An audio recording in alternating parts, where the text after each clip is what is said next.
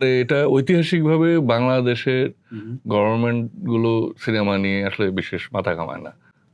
এটাই হচ্ছে মূল বিষয় আর কি। কারো কোনো এটা নিয়ে মাথা ব্যথা নাই। এ হলো একটা কি চলে হলো আর কি।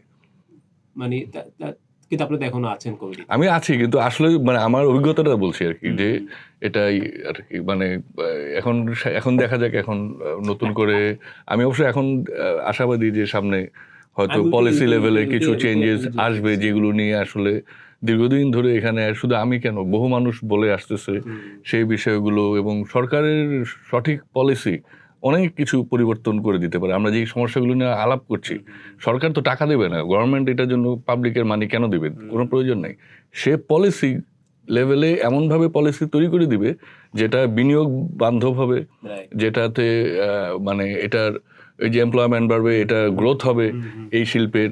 এটাই তো গভর্নমেন্টের কাজ আর কি। তো এখন সেটা আমার মনে হয় যে সামনের দিনগুলোতে এগুলো নিয়ে আমি, এখন তো নতুন সরকার এসছে, সো দেখি সামনে কি হয়।